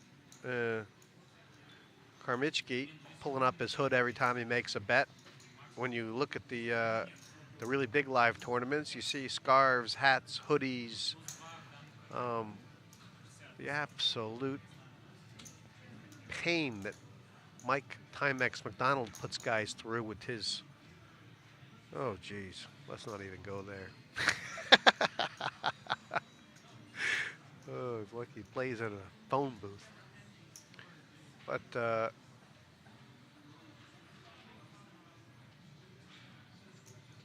and yeah, there's, I would say, in stuff like the really high stakes circuit, when you have some of the, what they call nowadays the businessmen, that there's still a lot of live tell stuff that goes on. But no, for the most part, you know, it could be one reason why Helmuth hasn't had the success in the last, well, it's only been 2 years. I mean, he did have a hell of a World Series about 3 years ago, didn't he?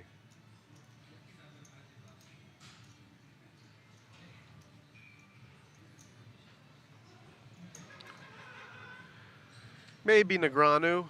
I would actually say when he's betting Logano live tells, yeah, he probably is still one of the people that can use him most effectively. But don't let Negreanu fake you out. He has, of the guys in his age bracket, he is probably the one who has worked hardest to learn along with the younger generation.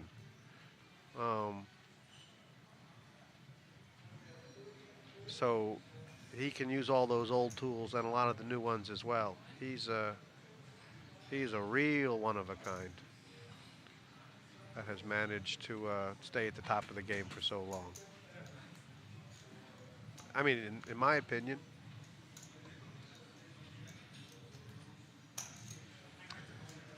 But yeah, most of us, certainly me, the level I play at, if I go to Vegas or play in a local cash game in London or even where I live in Denmark, I would imagine, but I would hope that live tells will be a part of it, especially if we're drinking.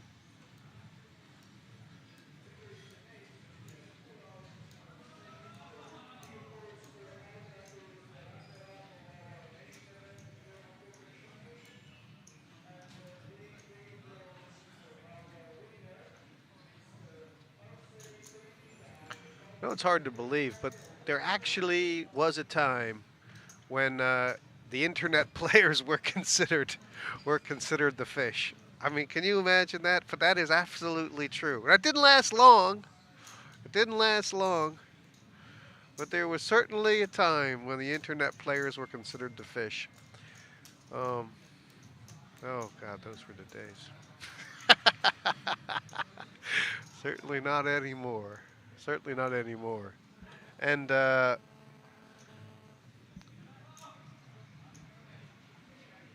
here for now, taking us into the final stages. I am very, very pleased to welcome into the booth one of my oldest poker friends, Mr. Aces himself, Simon Trumper. Hi, Simon.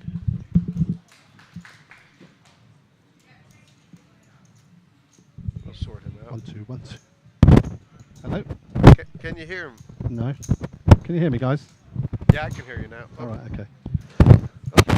All right, sorry about the delay in getting in here. Been working all day with Rob. I'll bet you have. Finally, You're finally here. You're a busy man. I mean, you must be feeling pretty good. Is this another tournament that had us a little bit of an overlay? Yeah, 116,000. I don't know how you do it. Mr. Rob Young, the man with the bottomless pockets, the benefactor of the poker world.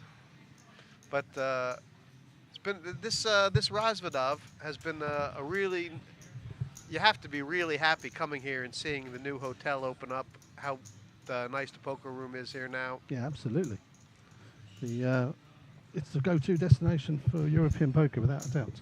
We're obviously the front runners in the UK, but I think Kings is definitely the place to come to in Europe. That's kind of what I was saying. This is what it feels. I say it feels like Vegas in the old days, right? I mean, very much so. Yeah.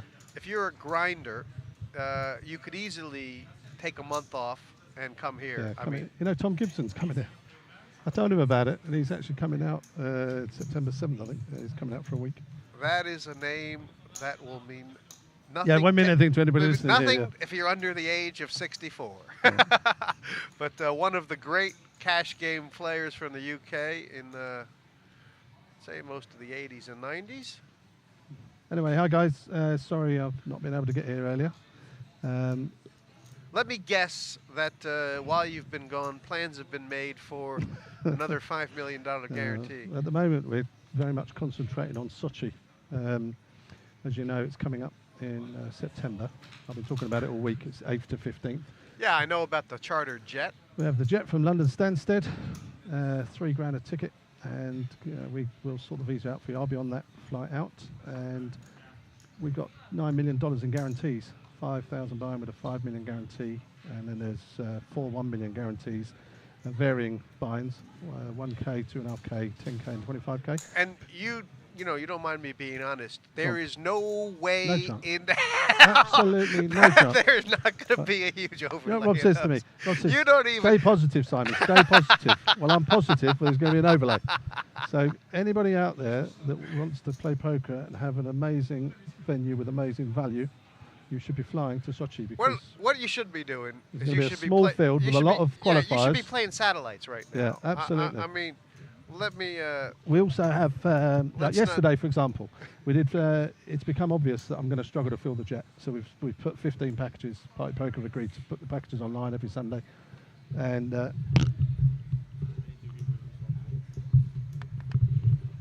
We're just having a transfer, technical transfer here. That must be Simon here. This one? No, that's me. That was me. That's Simon. Just,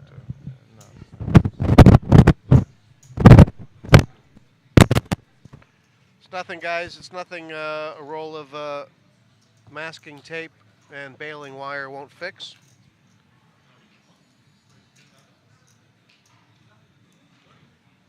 First time that I ever did commentary, it was in a janitor's broom closet. That was the first Poker Million. Live commentary. Yep, here we are. Can you hear me better? Oh yeah, that's it. Wow. Testing, 1 2 1 2. There we go. Blimey, I can hear myself breathing. And meanwhile, as Karmachki got Skoblov on the ropes, well, I do believe that there's no way I did not watch this hand from the start. I was looking at my wires. Skobolov moved in, yeah? In seat 4, so it's Kamachi that's got the ace. Yeah, and look, he has not been a man who's anybody has been able to bluff tonight. Now, if there's one guy who has deserved some respect, it's Skobolov. So, you know, like, honestly, with the ace-3, Karmatsky could only really beat a bluff or some kind of bluff combo draw, but I don't know. It's about a third of his stack to call. I have to admit, not having seen the pre-flop action or the flop action, it's hard to say if this is an obvious call or not. But Karmatsky has been pretty good about getting these right. Please fold, says PS Rigged. Please fold.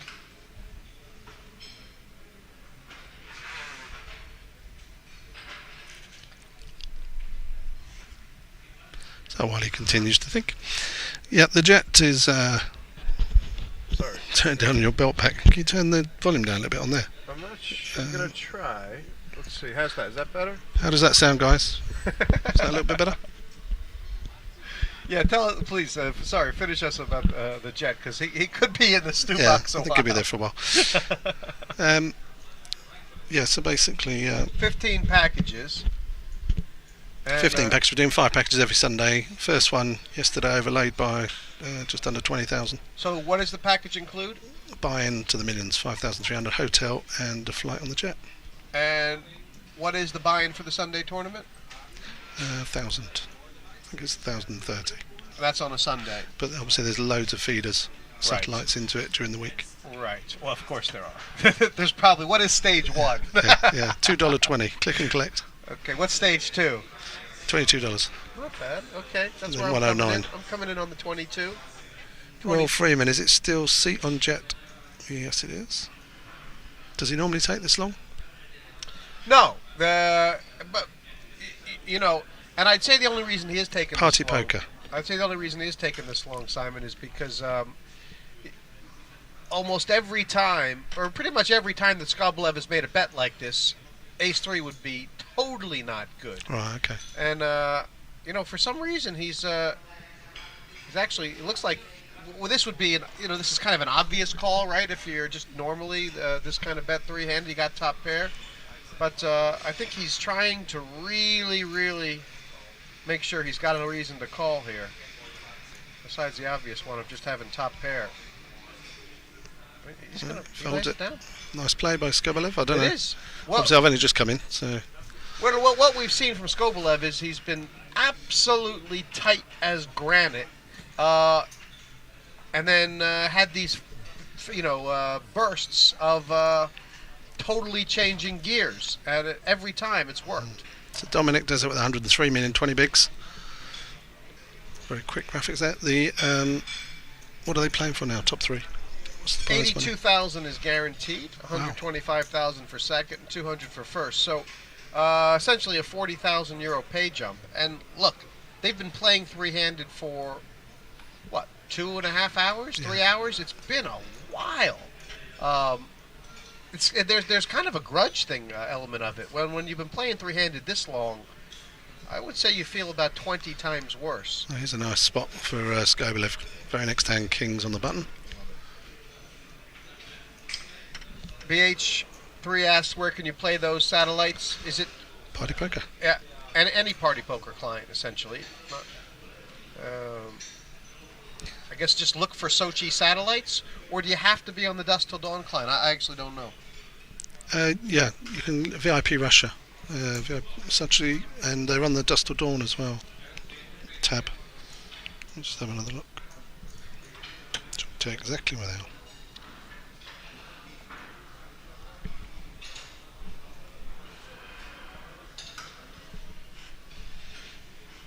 Alex says he never shoves a straight there. It was either 2-pair or a bluff. Yeah, I mean, to be honest, Alex, I didn't see the pre-flop and flop play, but I would say Skobelev, when he does go all in there on a turn like that, you can usually fold top pair with no kickers, certainly. So basically you go on to the app on your phone, click on Party Poker Live, and then click on Sochi. And it will come up, and it's titled VIP Private Jet, Millions Russia. All right, thanks guys for this help. Skobelev raised small blind against big blind, and then the flop went check, check. And then he repped the ace. flop went check, check. Yeah, that's a bit odd, isn't it? And then he shoved the turn and Mel. Wow, that's a weird pass then.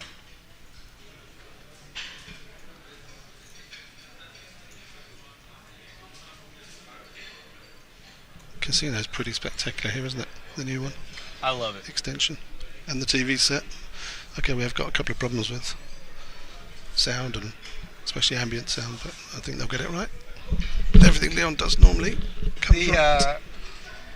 You know, I love the cheese and the casino decor and the spectacular chandelier. It looks like a Fabergé egg. Yeah, it's like it's really, you know, there's certain kind of things that you can get away with in a casino that obviously you can't even attempt anywhere else.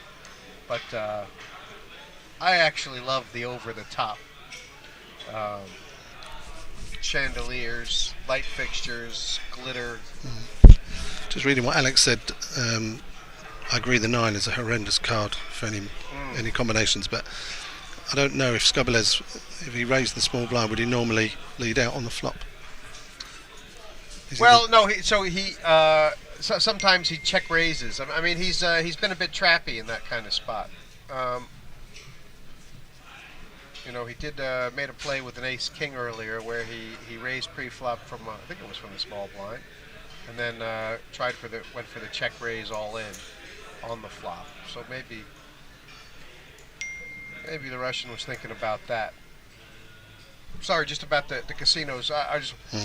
What I think the most important thing element of a casino that's often overlooked is the height of the ceiling. All good casinos have very high ceilings, and this qualifies in that respect.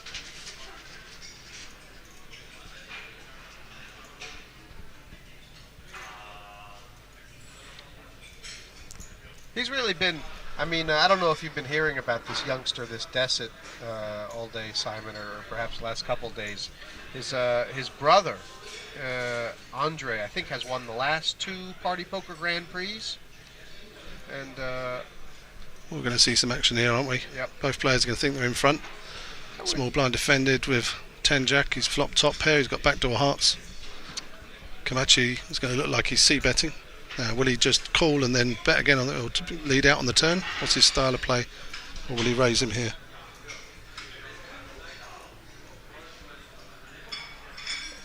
I think that the money's going in one way or the other. So the money's going in. I think if it was a bigger top pair than 10, that Desit would feel like check calling. But because there's so many times that the turn can go check, check, he feels like he has to try and put the pressure on now. Okay, well, and he's only got 71 million behind, so Kamachi, you're never folding 3-handed with ace-10, top pair, top kicker. So he's going to go all in, he's going to call, and he needs to dodge a jack, or we're going to lose Desit in third spades. Desit versus Kamachi. Yeah, it's a cooler. It's a cooler. Top pair v top pair. Couple hearts. A heart on the turn would be one of Desit's best cards.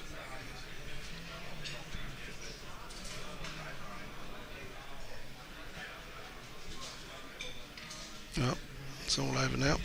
He's drawn dead. Drawing completely dead. So Desit wins 82,000 euros. Still an amazing achievement to come through this big field.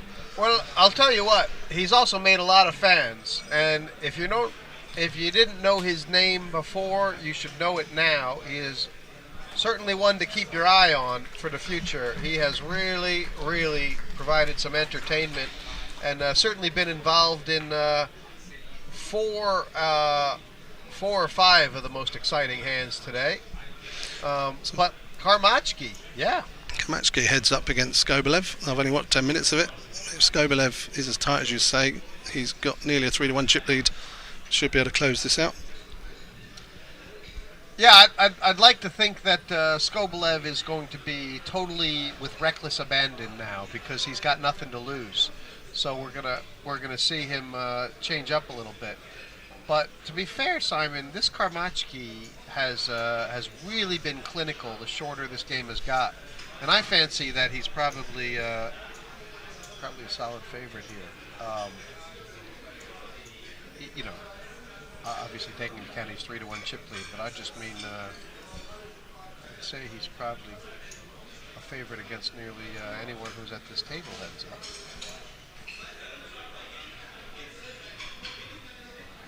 Russia v. Russia. I wonder if they'll talk a deal. Could be. What do you think about the fact that the Party Poker German Championship has had no Germans at the final table? People seem to take a little bit of pleasure in rubbing that fact in. But I think we'll be back in about a couple of minutes. Come back and join us for Heads Up. One of these players is going to take home 200,000, the German Poker Championship title. Sponsored by Party Poker here in Rozvadov. And that beautiful trophy. See you back in 2 minutes, guys. Sorry, just fucking, I had a problem with a payout in Canada that they needed me to deal with. It's fucking, and then it's just one thing after another.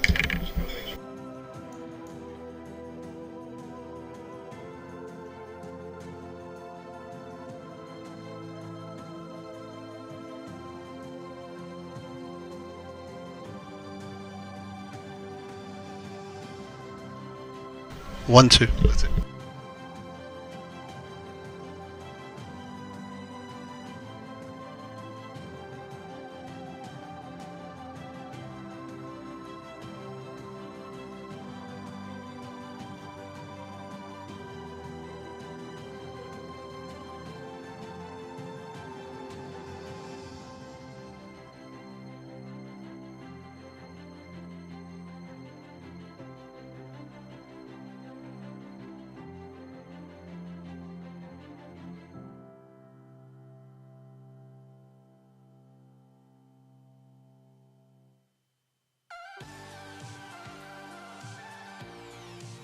One tournament I'd recommend that every poker player, if possible, can go to is a Caribbean poker party in Punta Cana. The main event is a $5,300 buy-in tournament with a $5 million guaranteed prize pool, $1 million up top to the winner. As a poker player, what better vacation could you take than go to a beautiful island and play for this kind of prize money?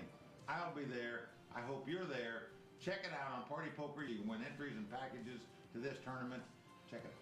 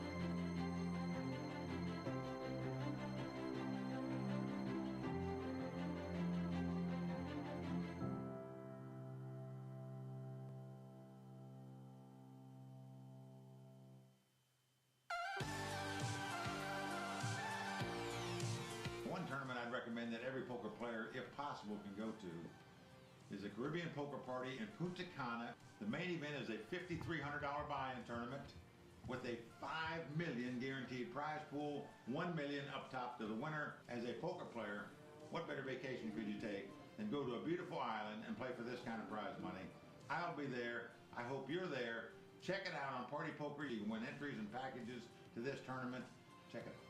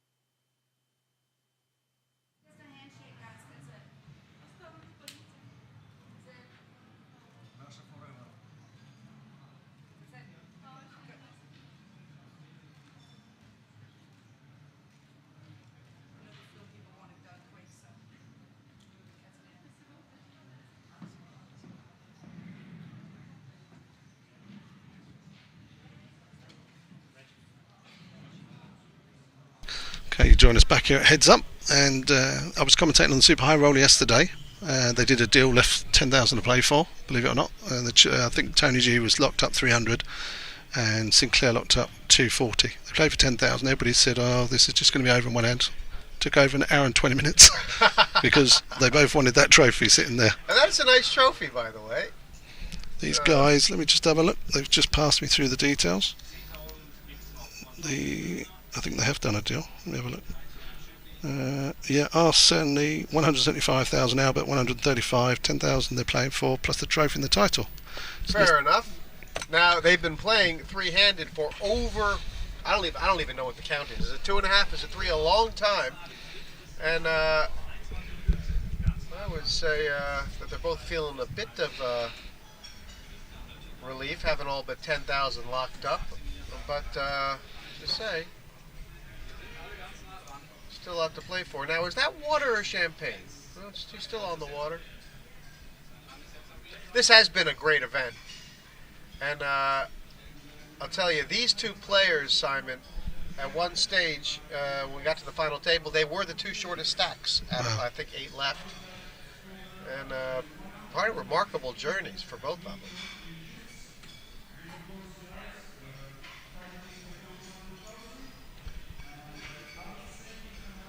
I want to thank you all for having tuned in and joined along with us all day, and Listen, plenty more party poker events, party poker live events coming up. I know the schedule involves Sochi, the Caribbean. Yeah, well, Nicola's off to Canada. World Poker Cup of Cards, I think. It's like a 4-week festival. It clashes with Sochi, so I'll be in Sochi 8th to 15th, and then back focusing on the Caribbean, 19th to 26th of November. And look, do it like Dusset did. He was in here for 220 euros, now has 82,000. But look, there's a lot of ways to get in. If you don't have a bankroll to plunk down, 5, 10, 15, satellite, baby. You can always try and cash them out. The nice thing about the satellites is if you get them into a big overlay like Sochi, all right, you're not guaranteed money, but geez, you're getting a nice value on your dollar. Blinds 2.5 million, 5 million. No NT heads up. Right, and there's 85 big blinds in play, and Skobelev has 21 of them. yeah.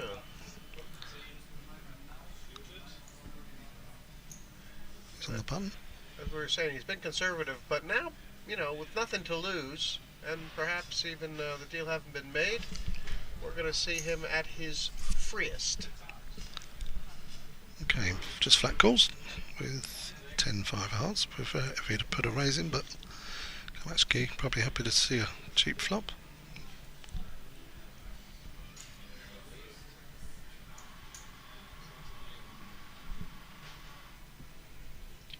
Well, he's 3-bet to 20,000. Gets the call.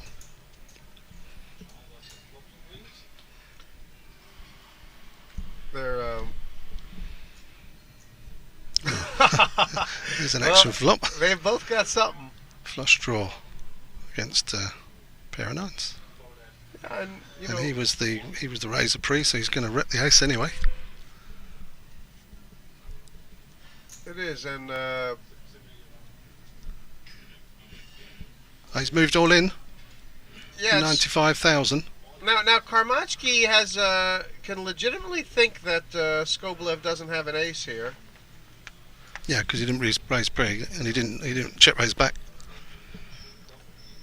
Could have an ace. But, He's made the call. He's hoping he has got a flush draw. Either that, or he just wants to try and end it here and now. Get lucky if he can. one hand, and they're all in. Go on, Skobelev. Get the heart. I want to see these two play heads up for a bit longer.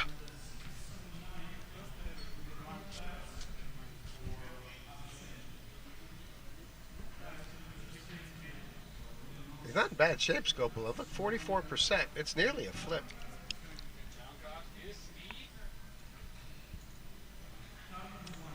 Not a flip now.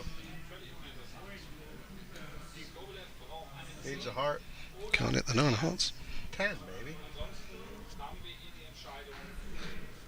No heart, and it's all over. Full house for Kamachki. Nice stylish way to end the tournament. It is. Interestingly enough, someone was asking before, what's the best hand you've had today? I think ace is full. That's the best hand we've seen on the table, and it's the last one. How about that? And congratulations to Arseny Karmachki, who is your German Poker Championship champion, Party Poker Live. Hasn't he deserved it? Well played. I hope you've enjoyed the commentary here. Thank you very much, Jesse, for coming in and doing it today. There is a Cash Kings game tomorrow. Let me just see. I can tell you the lineup. Oh my God, I have heard about this lineup. Oh, they're playing sick. high stakes Omaha, and I was talking to one of the players, John Peter Yachman, who, fair enough, is one of the top Omaha cash game players in Europe, and he was saying this is probably one of the. He said, "No, Jesse, this is a really tough game." I mean, is it Marmerstein is playing? I'll tell you now. It's Leon, Davin, Ronnie Kaiser, Marmerstein, Rafi Amet, Jan Peter Yachman. It starts at 6 o'clock if you want to come down. I'll be doing the commentary tomorrow. Oh, man. So looking forward to that. The game's starting at 100, 200, and there'll probably be straddles. Yeah, there'll be straddles. Let me tell you something. If you want to learn or don't know much or enjoy Omaha Cash, this is the game to watch. Yeah. And if you've not heard of Rafi Amit, do a little Google search and you'll find that him and I met in the 10k PLO at the World Series of Poker in 2005. He came first, I came fifth. So that's when I first met him. I didn't recognise him when I saw him walking around the casino, and then he come over and said hello. He is a top player. I he mean, can Ronnie definitely play. Kaiser, incredible cash game player as well. Yeah, you're super lineup. Anyway, fantastic achievement for Arseny Kamachki, locking up this German Poker Championships. I'm flying back home on What time Wednesday. does that game start tomorrow? Sorry. Coverage starts at 5:30, stream at 6. Perfect. So hopefully there'll be a few people watching. I can guarantee you there's going to be a lot of chips flying around. Be quite fun to do commentary on. Home for a few days and then off to Barcelona next week to play there for a few days, chill out. Tough life, Simon. And then back home for a few days before I take the jet to Sochi. And hopefully I'll be taking a few of our listeners on that jet. Click and collect 220 could get you all the way up to a 10,000 package. Seat on the jet, hotel in the Marriott next door to Sochi, and a buy into the millions.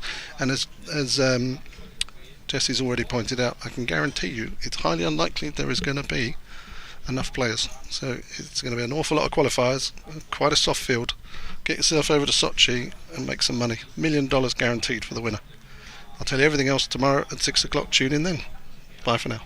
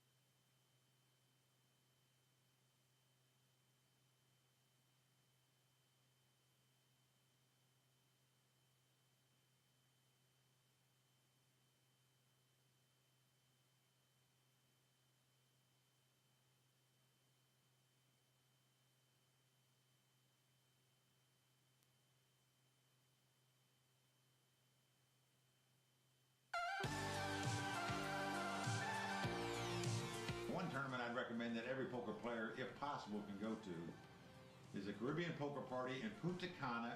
The main event is a $5,300 buy-in tournament with a $5 million guaranteed prize pool, $1 million up top to the winner. As a poker player, what better vacation could you take than go to a beautiful island and play for this kind of prize money?